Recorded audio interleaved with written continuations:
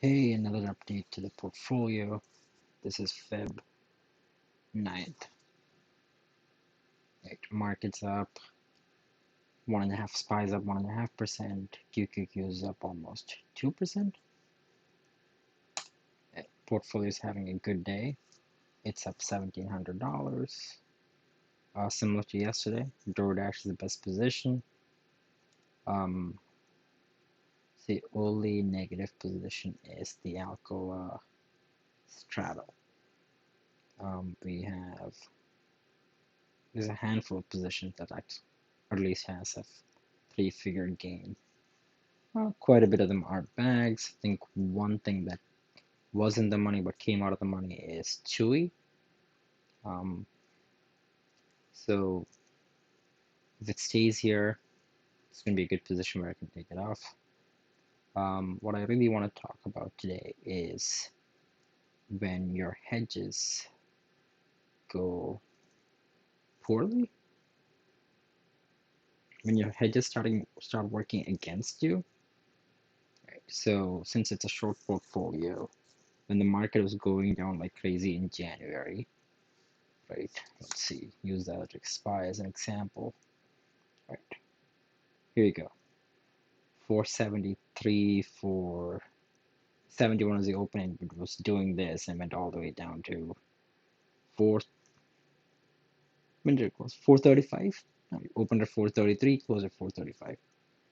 We're looking at good 35 points going lower. So what I did at that point was I'd opened two separate calls. One on DoorDash, which worked out fine, and I took it off. Another one was Penn Gaming. And you can see that here, but let's go to activities. I already have this saved up here. Right, so on January 24th, I sold the 48 call for the Feb 18th expiration. Right, let's see, where was Penn Gaming stock on January 24th?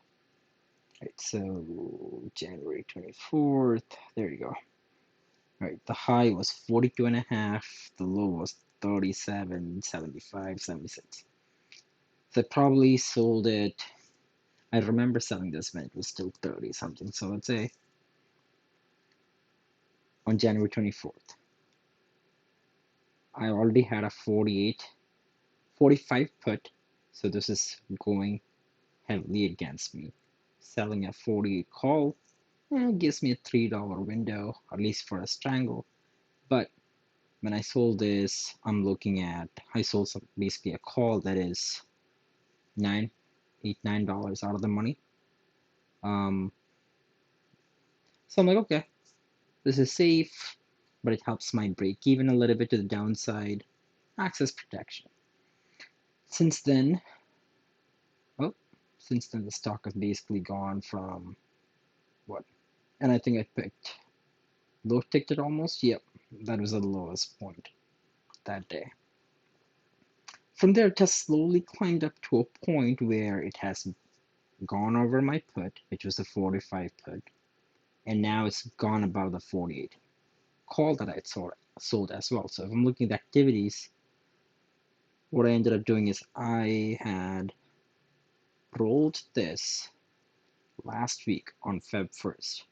It was a straight roll, and I wanted to give myself more space because the stock had started coming back up. So I had a 45-48 strangle, and when I rolled it to the next week out, I made it into a 45-49 strangle.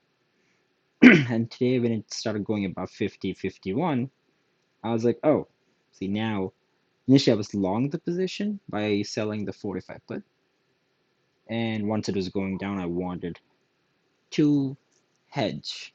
I'm calling it hedge. Mostly help with my break evens a little bit because I was expecting the market to keep going further lower. And now that it's gone above the call side, I'm having this position has dramatically changed into I'm not even short anymore. I'm actually, yeah, I'm not long the position anymore. I am short. So I had rolled it out again, and this time I rolled up both my strikes. So having instead of having a 45-49 strangle, I've moved up to make it into a 47.51 triangle where, let's see, where is Penn? Where can I find Penn? There you go. My overall delta for the position is negative 24, which means I'm short 24 shares, equivalent of it. This is how a hedge can basically change your position dramatically, especially if it goes against you. So keep in mind every time you're selling a hedge, whenever things go poorly, if there's a quick rebound, next thing your position is going to transform dramatically to a point where now I have to defend it, or you'll have to defend it. But that is the management for the future is going to be trying to roll this out and try to move the call higher and higher every time I roll it. So this way I can give myself more breathing room. I don't want to move the put up because if it goes back down again, I'll suffer and I'll be back in the same position. But if the position keeps, or if Penn Gaming itself keeps moving up, I may not have a choice. So be careful where you're selling your hedges. And but again, from an overall portfolio perspective, yes, I could have sold a call against Chewy when I did that. I didn't do it, and which is the reason why it's looking pretty promising at the moment. Right? I did not do it on every single position I had. And yes, I'm going to struggle only on Penn Gaming because I did it, but keep in mind, selling something on selling a hedge can come back to bite you if you are basically if you had sold a put and things are going against you and you're like, you know what, let me sell another call so that I can reduce the risk a little bit. It may not always work out. Yeah, that's all I have for today. Bye.